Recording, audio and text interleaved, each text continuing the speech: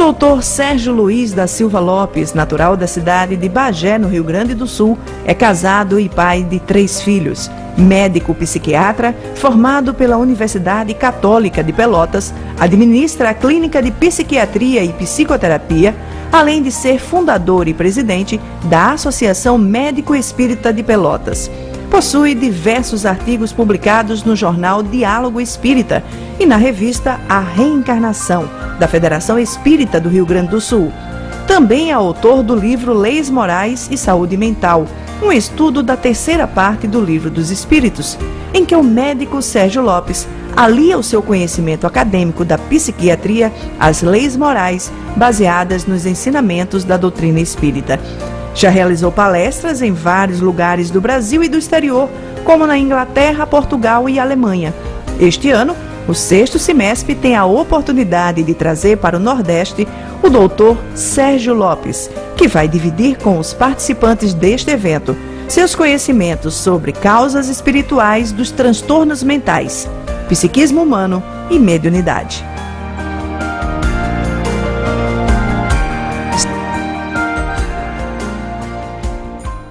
Inicialmente gostaria de agradecer a oportunidade de estar novamente em Recife, desta feita numa ocasião tão especial, pela primeira vez no Semesp, esse evento que engrandece e nos aquece, que vem nos trazer a oportunidade de compartilharmos os conhecimentos da ciência com a doutrina espírita, mas, sobretudo, a grande oportunidade de nós confraternizarmos na troca de experiências e na troca de energias superiores a nossa afetividade, aquecer os nossos espíritos, as nossas almas, principalmente a alma desse gaúcho louco de frio, chegando do Rio Grande do Sul, num desses que são, por certo, um dos invernos mais rigorosos que estamos tendo no sul do Brasil, com temperaturas em torno de 0 graus, chegarmos ao Recife, com certeza é uma bênção. Embora a gente sempre traga chuva quando vem para o Nordeste, né?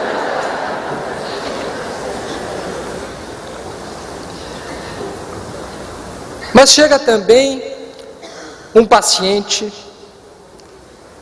para o seu médico, dizendo que já há muito tempo vem apresentando um desânimo intenso. Já não tem mais prazer nas atividades corriqueiras, aquela reunião com os amigos, ou o esporte que praticava. Não tem prazer no trabalho, não tem mais prazer em conviver com a família, em conviver com os amigos, com seus amores. Aquele hobby que apresentava, que tinha tanta satisfação, de uns tempos para cá já não tem mais o mesmo gosto. Frequentemente não tem vontade de ir trabalhar, como se a energia do corpo estivesse faltando, não tem ânimo sequer para levantar da cama. Pensamentos negativos, predominantes, ideias pessimistas, coisas ruins que passam pela cabeça, ideias de morte. Ele que era uma pessoa que tinha vontade de viver, de repente se vê pensando, será que não seria melhor morrer? E às vezes fica torcendo que a vida tenha encerrado para si, embora olhando em torno de si não veja motivo para estar desta forma. Quando em convivência com os outros se torna irritado com facilidade, as pessoas chegam para conversar com ele se chateia. O fato é que quando ele chega na consulta médica, ele se sente enfraquecido, sem energias, e procura o clínico geral, considerando que o que ele tenha talvez seja a falta de algum elemento sanguíneo, uma anemia, ou um problema na tireoide. O clínico avalia, faz todos os exames e não encontra absolutamente nada. O hemograma dá perfeito. Ele não apresenta sequer alguma alteração hormonal e toda a bateria de exames, a checagem laboratorial dá perfeita. Então o clínico lhe diz: o seu problema não é físico, o seu problema não é orgânico, o seu problema, ele não é da alçada da medicina comum. Então eu vou lhe encaminhar para um psiquiatra. Chega um segundo paciente no pronto-socorro. Ele está extremamente aflito, ele está extremamente ansioso, o peito lhe dói, ele tem uma irradiação de uma dor para o braço esquerdo, e ele tem a nítida sensação de que está infartando e de que irá morrer a qualquer momento. Tal é a sua angústia, o seu pavor, que ele é capaz de entrar na frente de alguém que está ensanguentado na sala de espera, porque ele tem a certeza naquele momento de que o seu problema é mais grave. Chegando na frente do médico de plantão, ele dirá que tem uma angústia, uma sensação de sufocação, uma sensação de loucura na sua cabeça, ao mesmo tempo em que ele percebe que o seu coração está parando e que a morte é iminente, uma sensação de terror extremo. Ele é levado a fazer o eletrocardiograma, ele é levado a fazer os exames enzimáticos para atestar aquilo que parece ser um provável infarto. E, no entanto, o eletro dá absolutamente normal. Os exames atestam taxas comuns, o que leva aos plantonistas médicos e à equipe ficarem muito irritados com esse tipo de paciente, porque parece que ele está inventando e exagerando os seus sintomas. E é quando então esse paciente recebe a colocação da equipe dizendo: o senhor não tem nada orgânico, o senhor não tem nada físico, sob o ponto de vista objetivo de uma doença clínica que irá matá-lo. E ele recebe o diagnóstico de síndrome do pânico. O diagnóstico do primeiro já havia sido depressão. E tanto um como o outro recebem a fatídica indicação: vou lhe encaminhar para um psiquiatra, porque não tem coisa pior na vida para um ser humano, gaúcho ou nordestino, do que ser encaminhado para um psiquiatra. Só tem uma coisa que é pior: ser encaminhado para o psiquiatra e para o centro espírita, quando, além de perturbado mental, a pessoa diz: estás perturbado espiritualmente, és um obsidiado. Então a pessoa, ela é colocada nessa condição em que nos sentimos muito discriminados, muito diminuídos. Mas ele não se convence de ir direto para o terreno da psiquiatria ou da psicologia, e ele passa antes pelo cardiologista. Quem sabe esse exame no pronto-socorro não foi bem feito?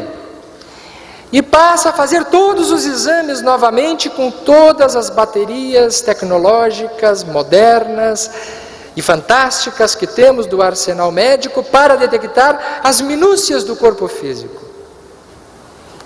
O cardiologista diz a mesma coisa: eu não encontro nada, vou lhe encaminhar para o pneumologista.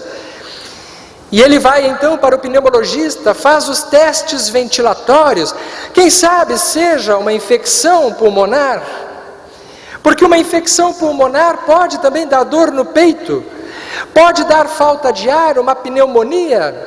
Quem sabe existe o pneumococo alojado no parênquima pulmonar, e o raio-x irá atestar, ou quem sabe a tomografia mais detalhada, que o agente está ali Que alívio saber que existe uma bactéria no pulmão. Que alívio saber que existe um antibiótico específico que depois de alguns dias fará com que todas aquelas sintomatologias recrudesçam e ele possa voltar a respirar e viver normalmente. Todos nós ansiamos em algum momento, quando vamos no médico, encontrarmos uma razão física para os nossos males. Porque significa que fisicamente tendo um problema, a medicina está mais próxima de ter um medicamento ou uma solução objetiva para aquele caso. Os problemas comuns na área médica são classificados como doenças, exatamente por isso. Porque doença, por conceituação, é aquele mal que tem uma etiologia e uma fisiopatologia bem definidos.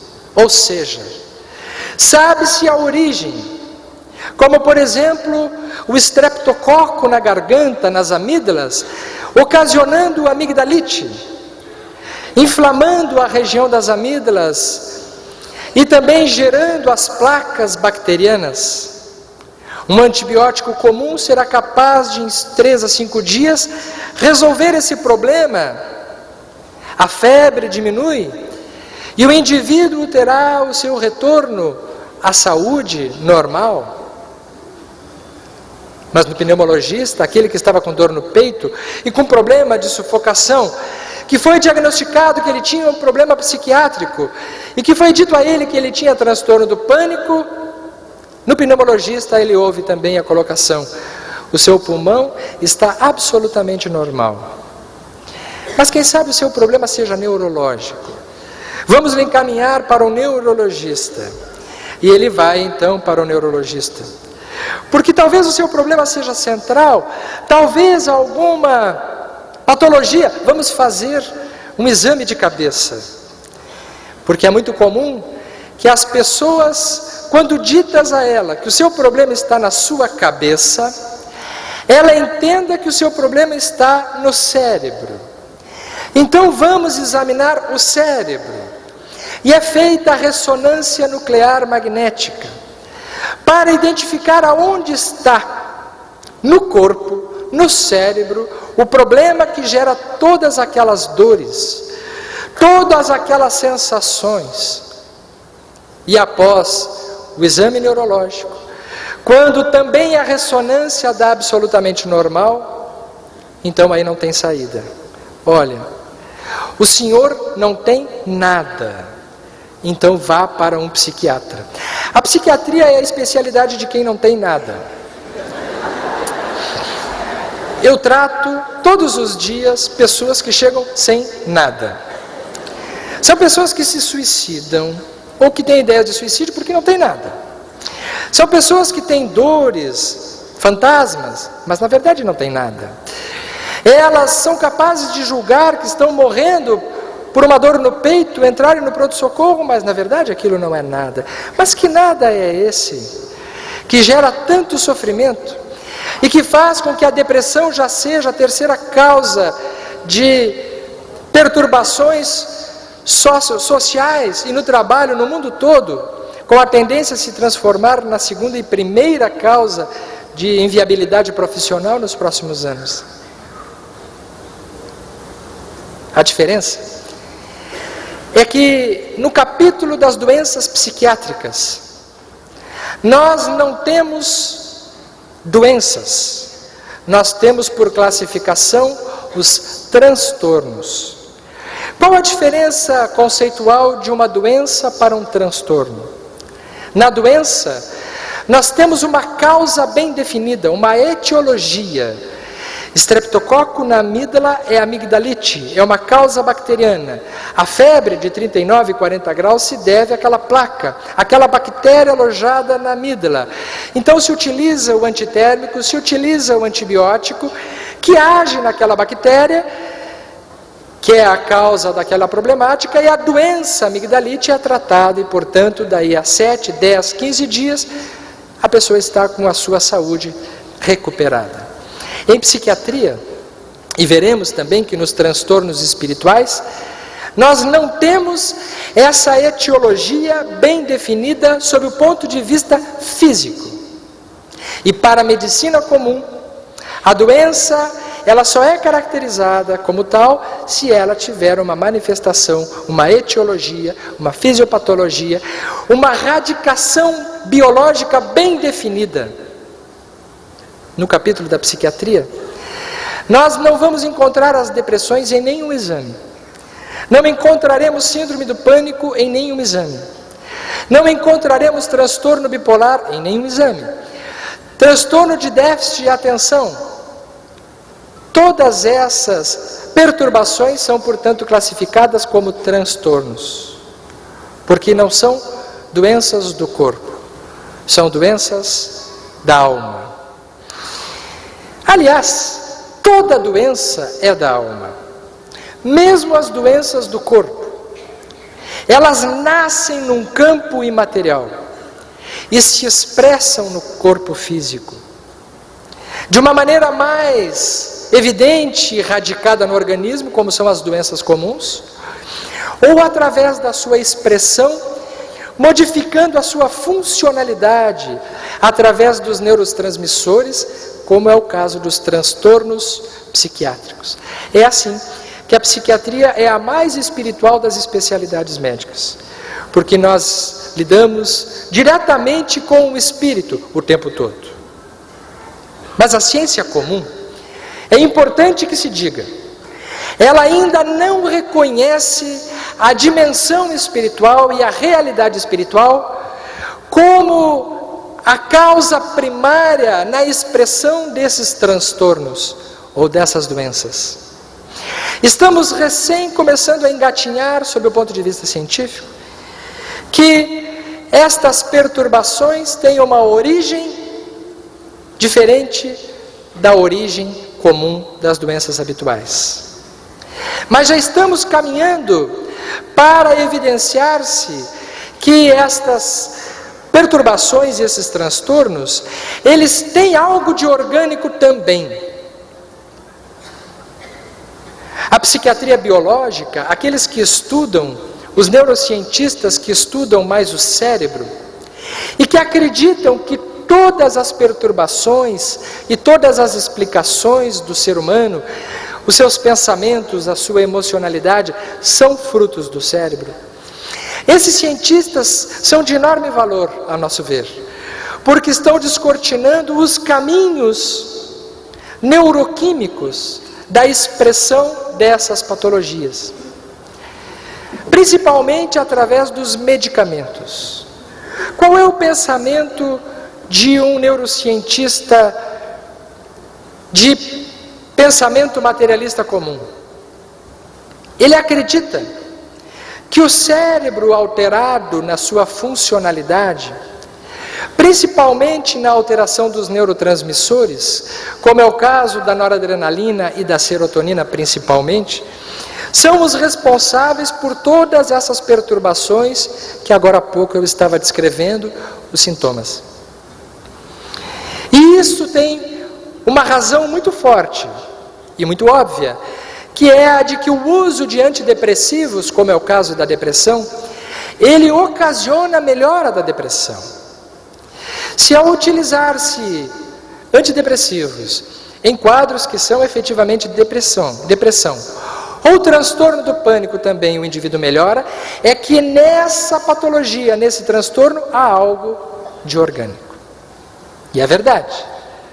Tanto que, se organizando o sítio da serotonina e da noradrenalina, o indivíduo, aquele que não estava mais disposto a levantar da cama, que já não estava mais tendo prazer no seu trabalho, que já não estava tendo ânimo para viver, cujos pensamentos eram negativos, ou mesmo o outro que apresentava sintomatologia ansiosa, de angústia, de pânico, de pavor, que julgava que estava morrendo, no uso de medicações que agem nesse setor, começa a melhorar. E ao melhorar, ele se recupera ao ponto de voltar ao equilíbrio anterior em que ele estava antes de apresentar os seus problemas. Então, pensa a ciência comum de que a serotonina e a noradrenalina são o suficiente para explicarem toda a gama de possibilidades mentais, as expressões emocionais e de pensamento de um indivíduo, no adoecimento ou na saúde. Outra evidência da neurociência materialista é através das técnicas de visualização do cérebro, que são cada vez mais impressionantes. As imagens radiativas, os exames de PET e SPECT, estão mostrando o cérebro na sua funcionalidade, evidenciando que um indivíduo que apresente depressão, ou pânico, ou esquizofrenia, ele tem determinadas áreas do cérebro que são de maior ou de menor fluxo sanguíneo, ou de maior ou menor metabolização. E esses mesmos cientistas deduzem a partir daí, de que se o cérebro apresenta alterações funcionais significativas, por certo, todas as explicações relativas às doenças e às manifestações da mente são explicadas apenas e tão somente pelo cérebro. Esta é uma maneira, que é a maneira que está posta na medicina, na psiquiatria e na neurociência habitual, comum, a que vigora nos nossos dias ainda.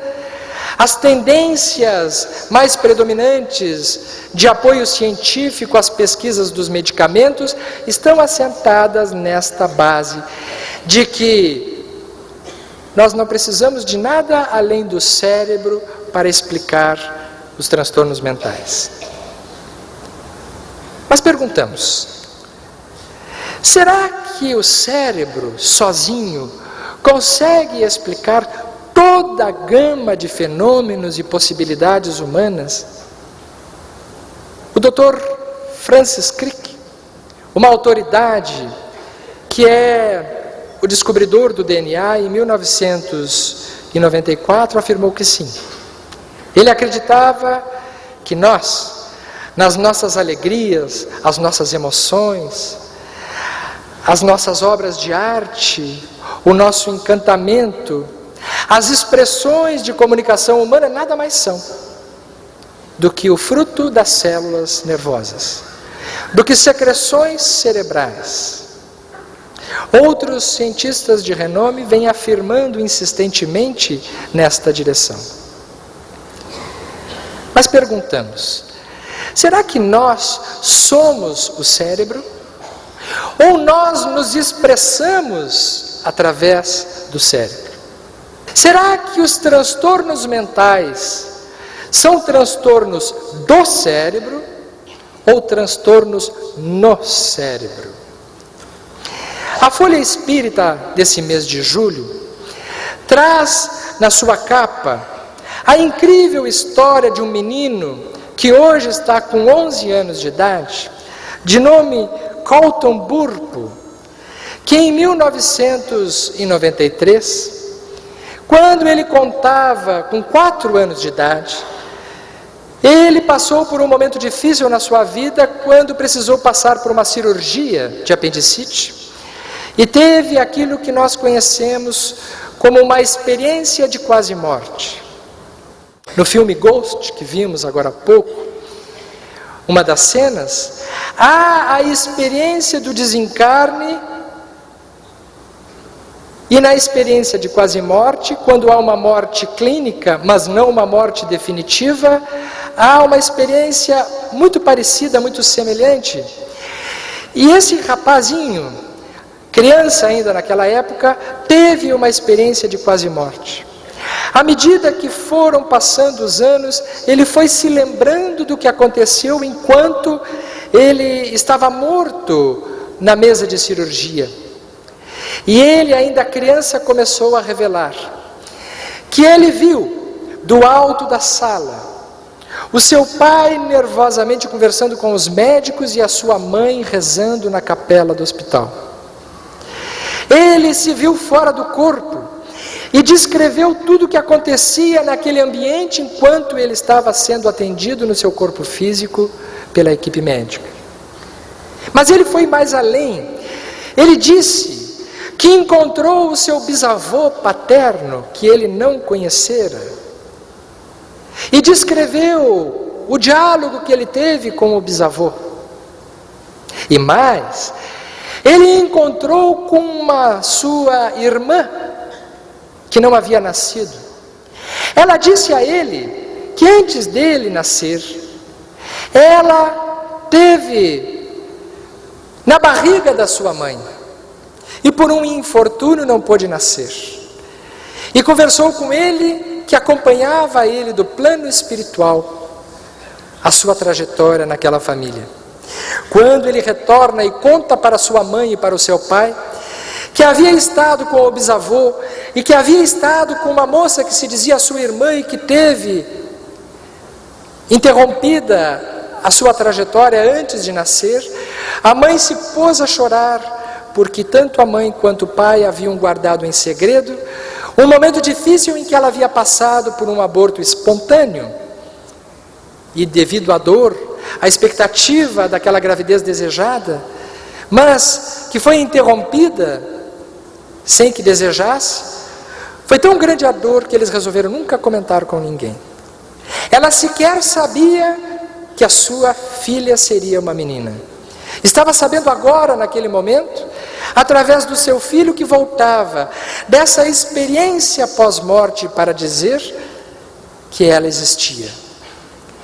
E foi tão contundente a experiência desse menino que foi editado um livro recentemente nos Estados Unidos, que se chama, na tradução para o português, O Céu é de Verdade. Ele conta que se encontrou com seres espirituais, e o lugar por onde ele andou era um lugar de muitas luzes, mas ele encontrou um em especial, de cabelos longos e luminosos, e que se apresentou para ele como Jesus. E ele disse: meu pai e minha mãe, esse homem chamado Jesus não há como descrever, porque ele tem olhos azul cor do mar, e um sorriso que ilumina o céu, e traz para nós esta colocação de um menino que não teria como inventar uma experiência tão impressionante. Mas não é apenas um menino, são centenas e centenas de relatos no mundo todo das chamadas EQMs, experiências de quase morte. Não são apenas experiências de laboratório, são relatos que vêm de várias outras procedências, através das experiências de regressão de memória, das experiências mediúnicas, principalmente. Como explicar apenas através da biologia do cérebro, Chico Xavier? Como explicar toda a fenomenologia mediúnica? E mais do que isso, como explicar toda a fenomenologia humana dentro de um contexto meramente biológico? Os cientistas, eles se esquecem, pelo deslumbramento natural da descoberta das novas áreas da ciência, em que vão se percebendo esses avanços, e à medida que a tecnologia vai avançando, ela vai nos encantando. Todas as vezes que nós enxergamos essas técnicas que têm curado milhares de pessoas, nós também aplaudimos a ciência, nós também aplaudimos a medicina comum. Mas no momento que nós nos debruçamos apenas num fenômeno localizado, nós estamos reduzindo as possibilidades de pesquisa e de visualização dos novos campos da espiritualidade. Então temos duas formas de olhar a vida, uma de uma maneira materialista, de uma forma biológica, reducionista, mecanicista, aonde nós somos apenas um órgão, nós somos um cérebro. E pior do que isso, nós somos as células de um cérebro e nada mais do que isso. A função mental existe apenas enquanto existe atividade neural. No momento que não existir atividade neural, desaparece a pessoa. Essa é uma maneira de ver a vida. A outra maneira de ver a vida é de que nós somos uma realidade imaterial. Nós somos espíritos e temos um corpo pelo qual nos expressamos. Algum tempo atrás, um conhecido meu, um amigo, que com o seu filho pequeno, já apresentando algumas alterações mentais desde cedo, que logo adiante na adolescência veio a se expressar através do diagnóstico de esquizofrenia, que é um transtorno mental dos mais graves, porque há uma desarticulação do pensamento com o comportamento, com as emoções. Esse rapaz, esse menino na sua época, ficou muito encantado quando ele descobriu o rádio pela primeira vez. Ele era uma criança, talvez em torno de 4 anos de idade. E quando seu pai ligou o rádio e saiu uma voz de dentro do rádio, o menino ficou impressionado com aquilo e ele desmontou o rádio para encontrar a voz que estava dentro do rádio. Eu não sei se vocês aqui são do tempo, eu imagino que aqui todo mundo é novinho, quando inventaram a televisão. Quando a gente tinha a televisão preto e branco, né? Parece que faz tanto tempo, mas não faz tanto tempo assim. Que a gente ficava na frente da televisão e não enxergava coisa nenhuma, porque a imagem não aparecia nunca, e a gente ficava torcendo que a imagem aparecesse, para a gente conseguir assistir o jornal. E colocava bombril na antena, não fazia assim também, não é? Para ver se melhorava. Para a televisão ficar colorida, colocava papel celofane na frente, lembra? Trocava do verde para o vermelho, do vermelho para o azul, e aí nós tínhamos televisão colorida. Pelas risadas de vocês já deu para ver que muita gente botou bombril na antena. Eu me recordo de uma funcionária da minha mãe, que ela se arrumava toda, colocava perfume, se penteava quando terminava suas atividades e ela ia assistir o jornal na televisão. E ela ficava quietinha na frente da televisão quando o moço bonito, Cid Moreira, quando moço, na sua época, né? Ele começava a apresentar o jornal e ela acompanhava com o olhar, ela agradecia. Quando ele dizia boa noite, ela dizia boa noite. E a turma ficou assim, mas por que você responde a ele? Eu disse, não, mas ele é um rapaz muito educado, eu não iria jamais me sentar aqui mal arrumada porque ele está me vendo. Ela acreditava que o Cid Moreira estava dentro da televisão. Assim como esse rapazinho desmontou o rádio, porque se uma voz sai de dentro do rádio, com certeza a pessoa está dentro do rádio. Não é preciso muito tempo para que depois a gente se dê conta que a voz que sai do rádio ou a imagem que aparece na televisão não estão dentro da televisão ou do rádio. Elas passam pelo rádio, elas passam pela televisão. A origem da imagem ou do som, ela está na emissora, que não está dentro da TV, que não está dentro do rádio. Se nós estragarmos uma peça do rádio, obviamente que a voz ou vai sair chiada ou vai desaparecer. Pode parecer que nós matamos o locutor, pode parecer que nós tornemos invisível a imagem dentro da televisão, mas nós simplesmente agimos na manifestação daquela imagem ou daquela voz, porque nós não tocamos na emissora. Assim é a relação espírito-corpo. O cérebro é o rádio, o espírito é a emissora. A diferença desse rapazinho que se tornou esquizofrênico, da funcionária que vinha de fora, que nunca tinha visto televisão, para os cientistas, é que eles, os dois, depois que cresceram, se deram conta de que a imagem e a voz não estão dentro do rádio e da televisão, mas os cientistas estão quase convencidos de que a voz que sai do cérebro, a imagem que se manifesta no cérebro, estão no cérebro. Isso é o que preocupa. Eles acreditam que as células produzem o ser. Que nós somos pessoas engaioladas dentro de um cérebro. E eles chegam a dizer, um grande neurocientista, Richard Dawkins, um dos maiores da atualidade, ele falou que as expressões religiosas, elas nada mais são do que processos irritativos no lobo temporal. Porque se sabe que epiléticos, pessoas que têm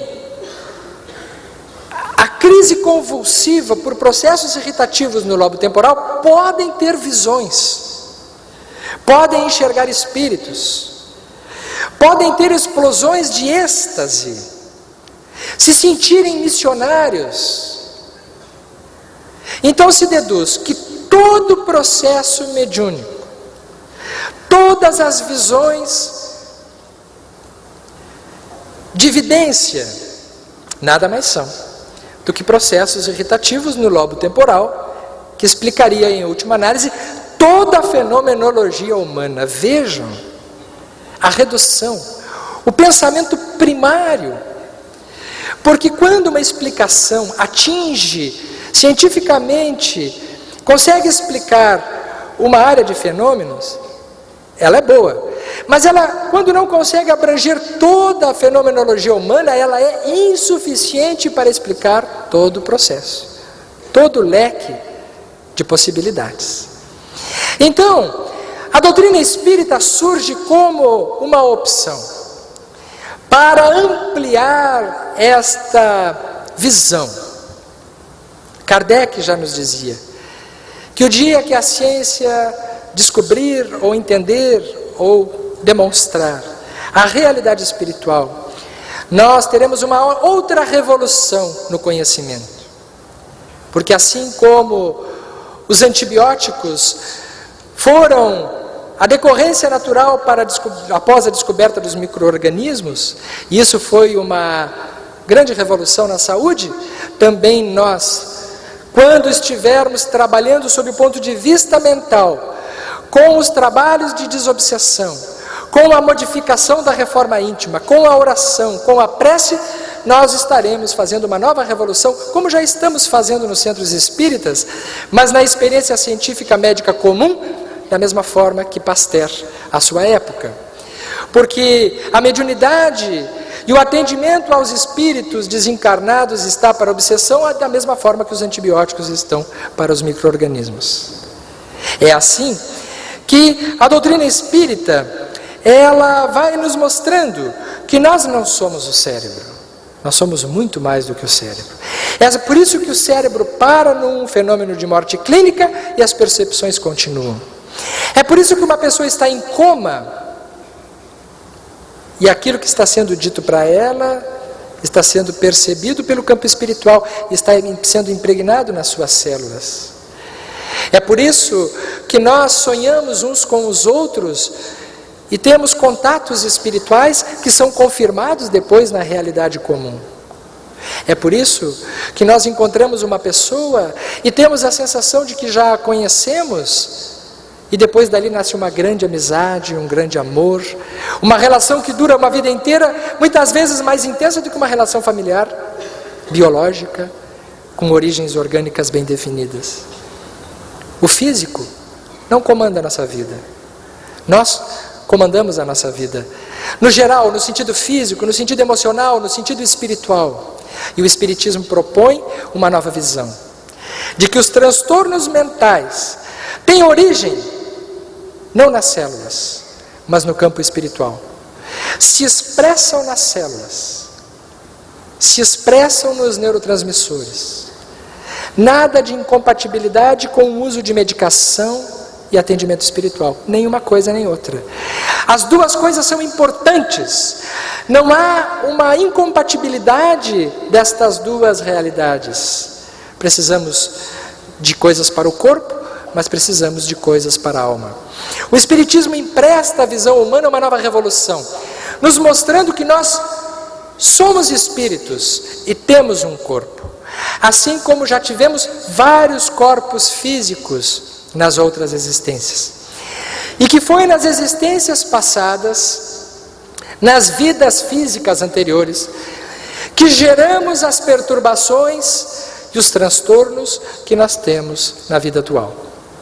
Juntamente com o envolvimento familiar, com as características genéticas e de hereditariedade daquele grupo, nós vamos acionando na vida atual tudo aquilo que é compatível às experiências decorrentes de vidas anteriores, as quais nós fomos protagonistas, como individualidade, como seres, como indivíduos que já pensávamos, que já amávamos, que já agíamos, que já acertávamos e que já errávamos. O Espiritismo, portanto, nos diz que nós estamos num corpo físico, nós não somos o corpo. Portanto, a partir de hoje, que ninguém diga assim, porque o meu espírito, a gente ouve muito isso, o meu espírito isso, o meu espírito aquilo. Não, o espírito somos nós, o meu corpo, o meu cérebro, o meu braço, o meu estômago, mas não o meu espírito. Temos que nos dar conta que a nossa natureza espiritual é que imprime no corpo físico tudo aquilo que nós somos, tudo aquilo que nós carregamos. Isso é tão dramático que modifica inclusive a noção e o conceito que nós temos no nosso relacionamento comum. Nós costumamos confundir causa com consequência. Como nós achamos que nós somos o corpo, como nós achamos que nós somos o cérebro, nós nos comunicamos errado, via de regra, com as pessoas e ensinamos coisas erradas uns com os outros. Por exemplo, nós julgamos que quando nós morremos, quando nós saímos da nossa vida física, para usarmos uma metáfora, nós somos enterrados, né? Aqui não é assim também em Recife? Quando alguém morre, vocês não vão no enterro daquela pessoa?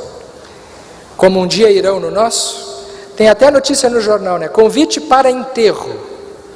Isso é um ledo engano. Nunca ninguém foi no enterro de ninguém. Vocês já pensaram sobre isso? Por quê?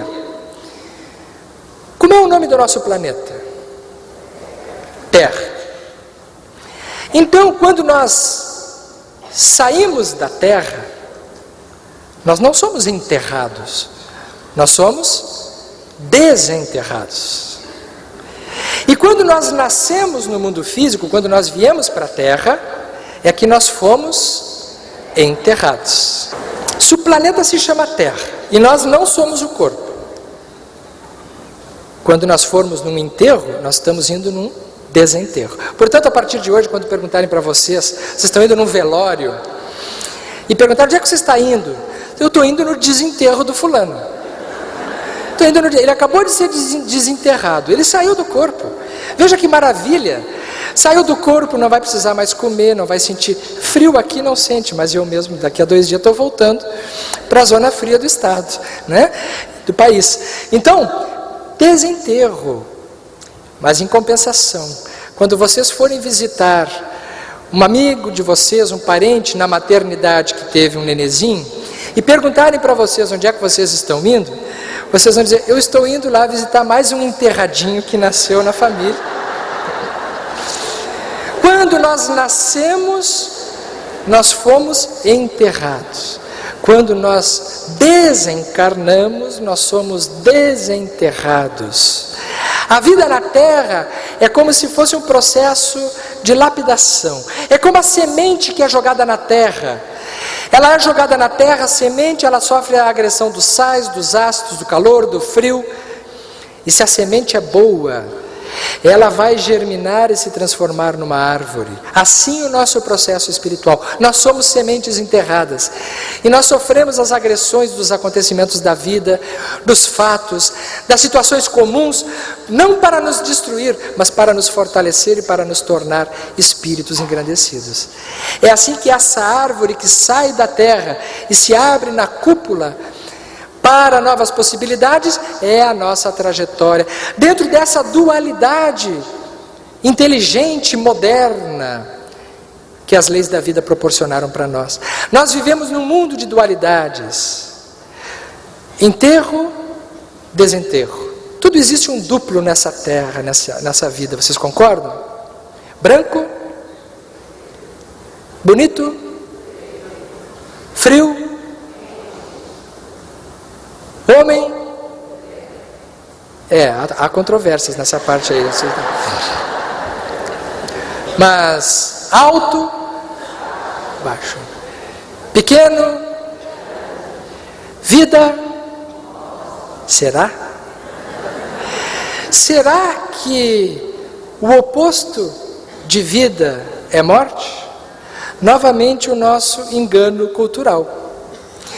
Vejam, se o que morre é a forma,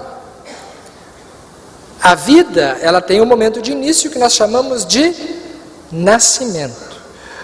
Portanto, o oposto de morte é nascimento e não vida.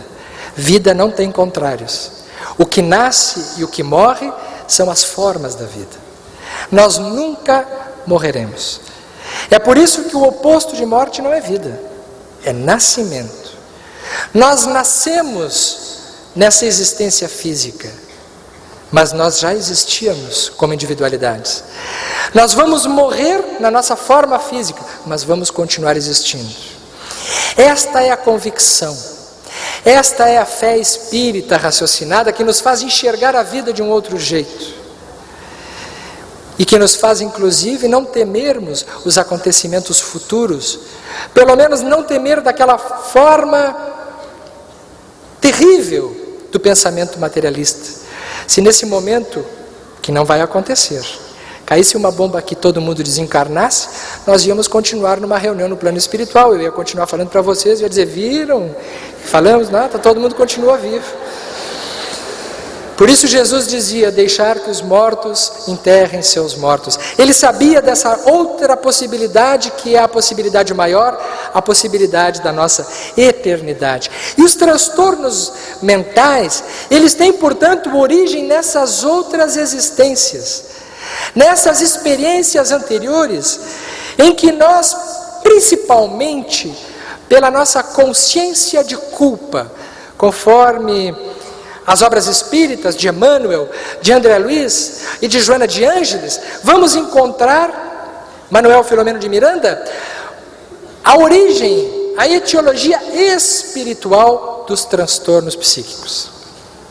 E prestem atenção, a culpa, ela está na raiz dos principais transtornos mentais. Ela está na matriz da esquizofrenia, ela está na matriz da depressão, ela está na matriz do transtorno de pânico, ela está na matriz do transtorno bipolar. A matriz que tem gerado transtornos mentais na nossa experiência comum são as matrizes de culpas do passado. Vamos pegar uma situação, um indivíduo que se suicida numa determinada encarnação. Por essa visão de que a vida pode acabar, muitas pessoas acabam se suicidando, porque estão sofrendo e querem acabar com aquele sofrimento. Como tem a ideia de que a morte é o fim, se suicida para acabar com o sofrimento. Na visão espírita nós sabemos que não há o fim. E portanto o suicídio não é a solução para o sofrimento. Porque se o ser continua, o sofrimento continua. Então a morte não resolve o sofrimento. A morte é uma ilusão de encerramento de sofrimento. Mas em encarnações anteriores alguém se suicida, exatamente porque tem pensamentos negativos, porque tem uma vida infeliz, porque tem tristezas, e acaba gerando o suicídio. O suicídio é um dos principais equívocos na nossa caminhada evolutiva. Após um tempo no plano espiritual, a consciência de culpa. Quando o indivíduo desencarna e se depara com a vida espiritual e vê que a vida continuou, ele se dá conta do engano que teve e se arrepende. E muitas vezes ele afunda em sentimentos de culpa. Essa culpa, esse ato extremo do suicídio, os pensamentos negativos ficam impregnando o campo espiritual. Quando ele reencarna com essa informação. A informação está no perispírito. E do perispírito ele impregna as futuras células, os neurônios, os neurotransmissores. E ele vai apresentar alterações na serotonina, alterações na noradrenalina, como decorrência, como consequência daquela alteração que está numa matriz mais profunda. Então ele apresenta depressão. É por isso que na depressão é muito comum ter pensamentos suicidas. Pessoas que têm pensamentos suicidas muito intensos, muito possivelmente, não em todos os casos, vejam só, as explicações que estamos colocando servem para nortear um pensamento, não para criar uma regra absoluta onde todos os casos estão incluídos. Isso é uma tarefa de vocês. O palestrante, quando faz a palestra, ele apresenta uma ordem de conceitos. E toda vez que a gente apresenta uma ordem de conceitos, a gente deixa fora desses conceitos uma série de coisas. Então é tarefa de quem está ouvindo fazer uma seleção, uma filtragem, para não generalizar de uma forma absoluta e reduzir o pensamento. Então o que eu estou dizendo aqui? Que muitos depressivos graves que pensam em suicídio foram suicidas em outras encarnações. Não todos, obviamente, mas muitos sim. Principalmente aquele que tem compulsão, que tem ideações acentuadas, como acontece também no transtorno de pânico. Encontramos no transtorno de pânico, às vezes, também ex-suicidas.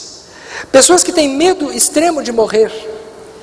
Muitas vezes foram aqueles que tiraram a própria existência e se arrependeram amargamente pelos tormentos que passaram no plano espiritual nas regiões inferiores. André Luiz nos fala das regiões umbralinas e das regiões trevosas no plano espiritual, que são as regiões aonde suicidas acabam indo e perpetuando aquele estado de sofrimento. Aquilo gera tal horror no seu campo emocional que quando ele reencarna, diante da possibilidade da morte, ele entra em estado de pânico. E é por isso que quem tem transtorno do pânico corre para um pronto-socorro, com a sensação de que está morrendo. Vejam a lei de causa e efeito.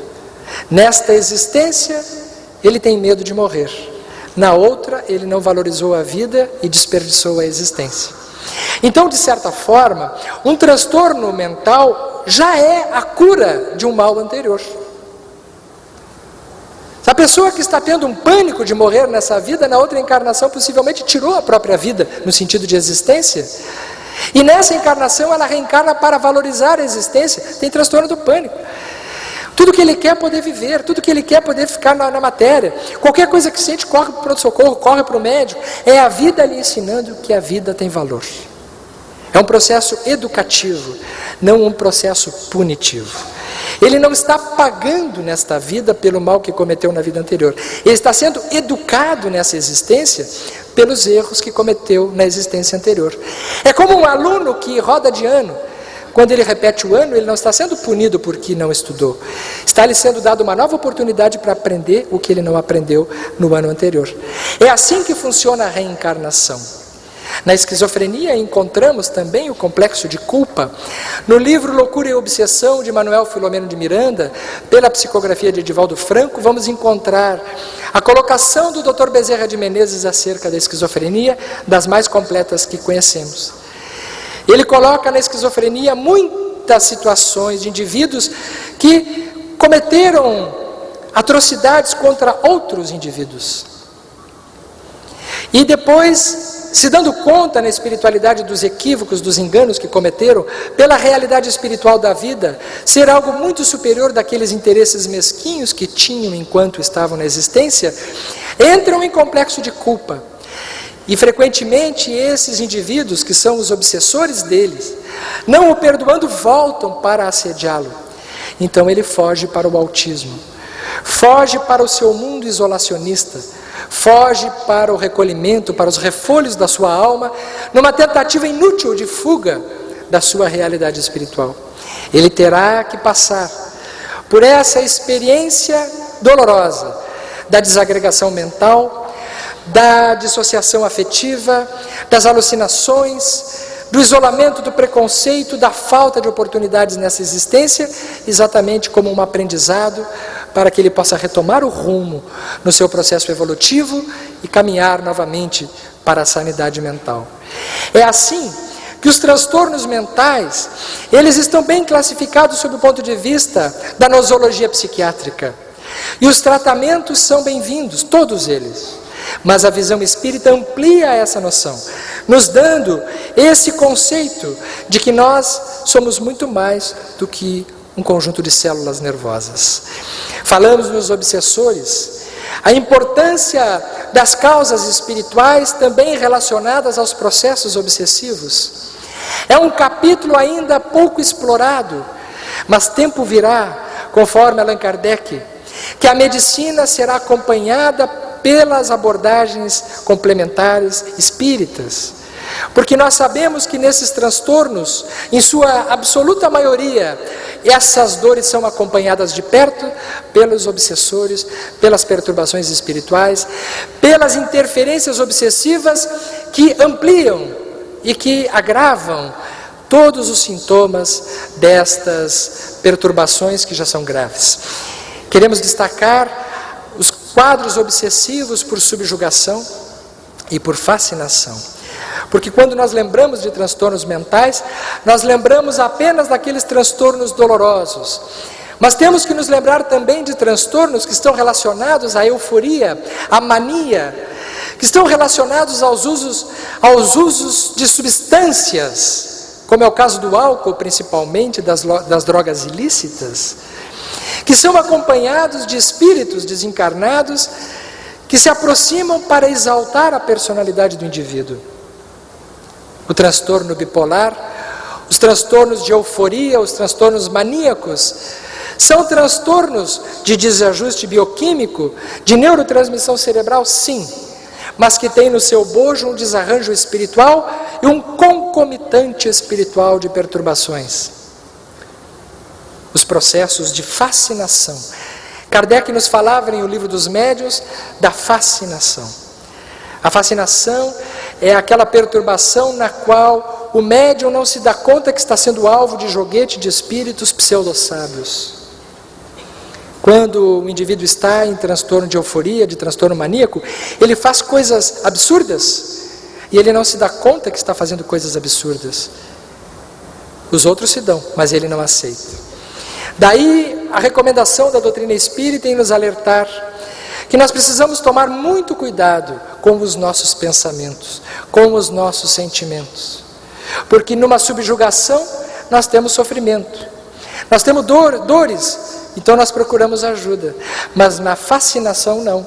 Na fascinação o indivíduo se sente muito bem. Nas situações comuns da vida, mesmo nós espíritas, principalmente nós palestrantes espíritas, temos que tomar muito cuidado com esse processo obsessivo da fascinação. Porque a fascinação ela entra pela vaidade. Todo indivíduo vaidoso, e o vaidoso nunca se acha vaidoso o suficiente, ele se acha humilde, né? É aquele humilde que faz questão de aparecer na sua humildade, né? Ele abre brechas para espíritos pseudo-sábios. E nós temos que tomar muito cuidado, principalmente quando estamos trabalhando com o ser humano, para que essas mensagens não recebam essa interferência, que são frequentemente danosas por parte dos espíritos inferiores, que são hábeis em iludir. São aqueles movimentos de massa que geram perturbações coletivas, ou mesmo aquelas colocações perigosas no meio de coisas boas, mas que levam a resultados infelizes também. Por isso a doutrina espírita, ela é pródiga de ensinamentos quando ela diz que são vocês que precisam fazer a análise crítica. A tarefa de quem falha é uma tarefa de uma orientação, que poderá ser muito equilibrada em algum momento, mas que poderá ser equivocado, porque nós somos seres humanos, sujeitos a falhas, sujeitos a deslizes e, portanto, também a errarmos como qualquer pessoa. É assim que a doutrina espírita vai nos mostrando essa nova cartografia da consciência, nos dizendo que na nossa vida interior, nós somos, como diz a metáfora, verdadeiras ilhas de sentimentos. Vamos dizer que nós somos uma ilha, aonde habitam todas as possibilidades de todas as emoções e de todas as experiências. Conta uma lenda que uma determinada ilha, chamada Ilha dos Sentimentos, ela estava por ser inundada. As águas iriam subir e todos os seus habitantes iriam naufragar. Nessa ilha moravam todos os sentimentos, desde o amor, o egoísmo, a tristeza, a vaidade, todos moravam nessa ilha. Quem recebeu em primeiro lugar o aviso de que a ilha iria submergir foi o amor. E o amor fez aquilo que o amor costuma fazer. Ele saiu correndo para avisar a todos os sentimentos que haveria essa tragédia. E aconteceu o que acontece sempre com o amor. Ele se lembrou de todo mundo e se esqueceu dele mesmo. Então as águas começaram a subir e o amor já havia dito que todos procurassem os seus barcos, os seus botes. Quando o amor já estava se afogando, veio o primeiro bote, o primeiro barco. Era o barco do egoísmo. O amor olhou para aquele barco e disse: puxa, minha chance é pequena aqui de conseguir que ele me ajude, né? Porque era o barco do egoísmo. Obviamente que naquele barco só tinha uma pessoa, só tinha o egoísmo. Mas o amor olha para o egoísmo e diz: egoísmo, egoísmo, me leva contigo. O egoísmo olhou e disse assim: só um pouquinho. Primeiro eu vou até o outro lado, vou descarregar todos os meus pertences e depois eu volto quando eu já estiver bem para te ajudar a te salvar. E na origem de muitas doenças mentais, na etiologia espiritual de doenças como a esquizofrenia, vamos encontrar um egoísmo extremo naquelas ocasiões em que o indivíduo pensou apenas em si, gerando o naufrágio da sua caminhada evolutiva futura. Então o egoísmo foi embora. Foi quando veio o segundo barco. Era o barco da riqueza.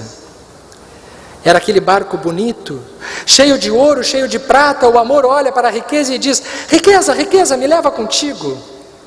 A riqueza olha para o amor e diz: ah, amor, mas o meu barco está cheio de ouro, cheio de prata, cheio de coisas valiosas. Tu não cabes dentro do meu barco.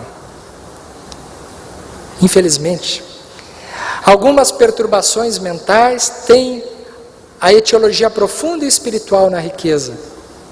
São aquelas patologias em que estão pertencendo o apego. Na riqueza vamos encontrar as compulsões exageradas por compras. Vamos encontrar na matriz dos desajustes da riqueza do passado o hedonismo.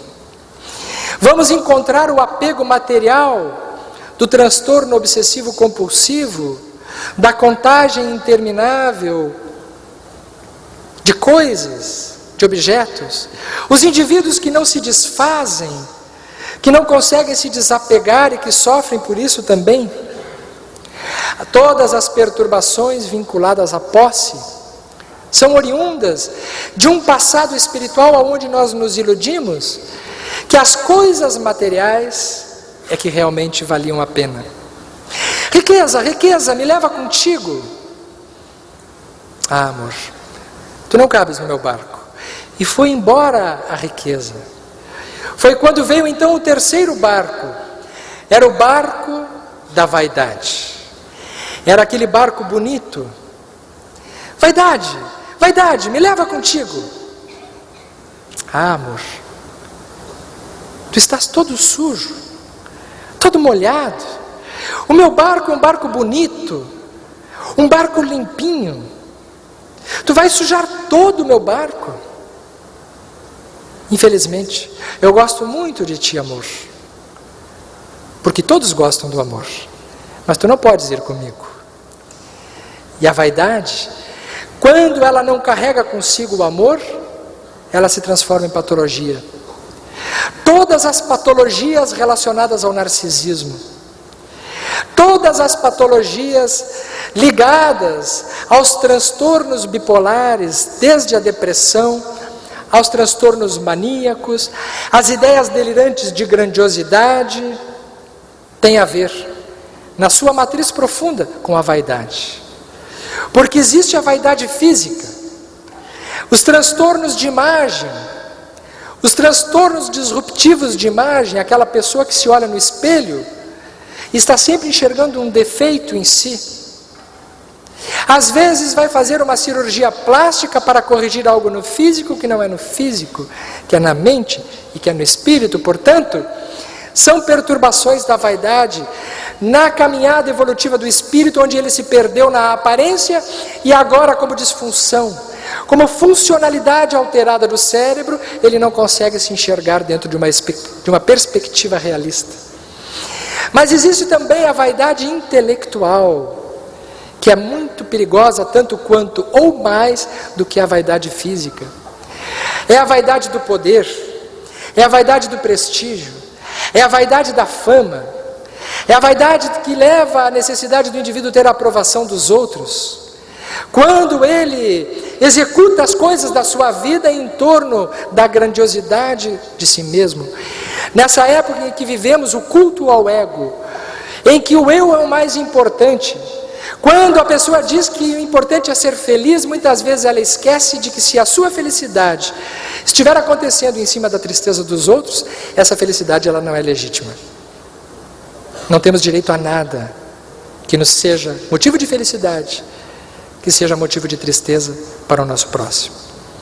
Porque na época do êxito, na época que estamos vivendo da autorrealização, existe uma necessidade muito maior do que essa, que é a da colaboração, a da cooperação, a do desenvolvimento da empatia, dos valores sociais, dos valores humanos, dos valores ecológicos, dessa ecologia espiritual da solidariedade, da fraternidade, da igualdade, do amor ao próximo, que Jesus nos falava. Vaidade, vaidade, me leva contigo. Eu não posso, amor.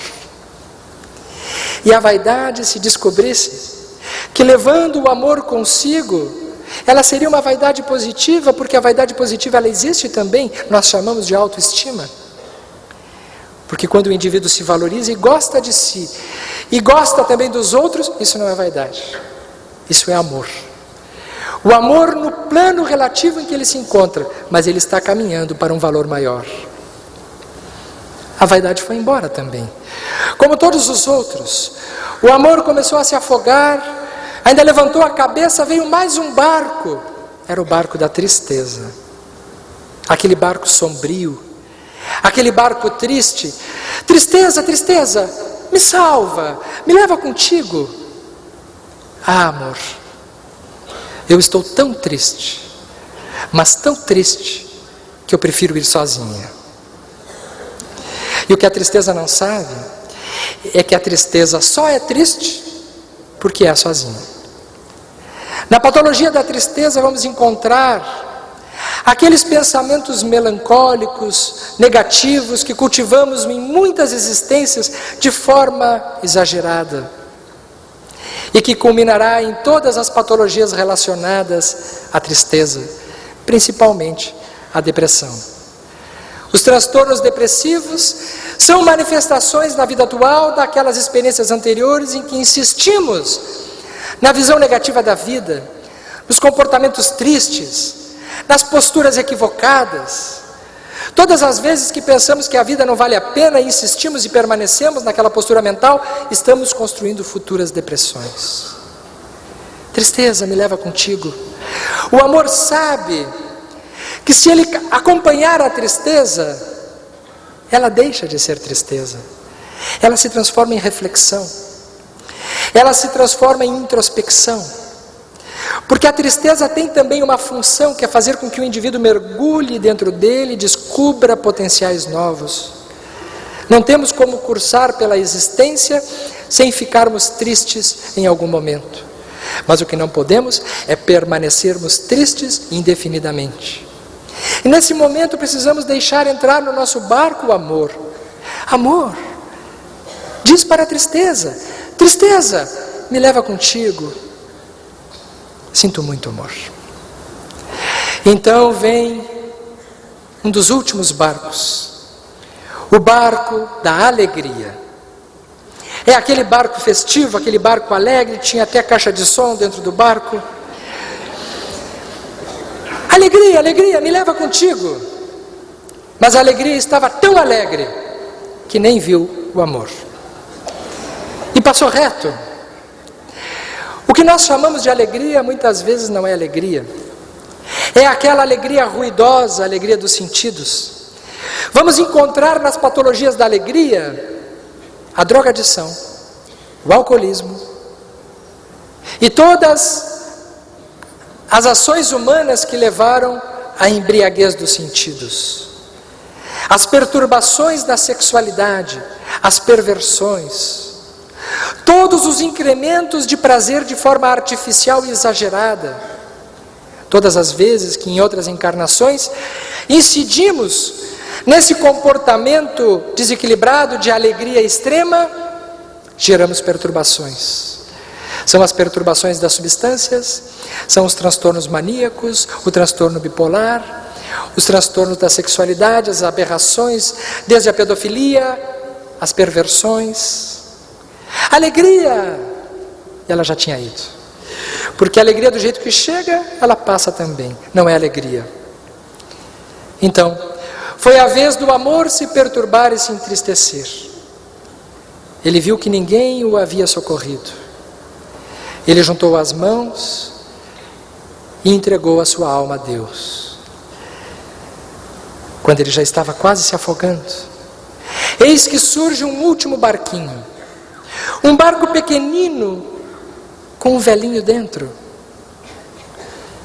O amor olha para aquele velhinho, o velhinho estende a mão para o amor e diz: amor, sobe no meu barco. O amor está tão exausto que ele entra no barco do velhinho e dorme profundamente. Quando ele acorda, o barco já tinha ido embora e com o velhinho também. E o amor está em terra firme. E ele procura aquele velhinho para agradecer, porque o amor é um amor verdadeiro, portanto um amor agradecido, e ele não encontra o seu Salvador. É quando então o amor sobe a montanha, porque no alto da montanha mora a sabedoria. E ao se encontrar com a sabedoria, ele pergunta: sabedoria, quem era aquele velhinho naquele barco pequeno que me salvou? A sabedoria olha para o amor e diz: tu não sabes, amor. Eu não sei, porque eu estava tão cansado que só me ocorreu dormir, e quando eu acordei, da forma que chegou, ele já tinha ido embora, eu não pude perguntar quem ele era. A sabedoria então diz ao amor: quem te salvou, amor? Aquele velhinho é o tempo. O tempo. Mas por que só o tempo me salvou? Porque só o tempo é capaz de ajudar e curar um grande amor. Muito obrigado.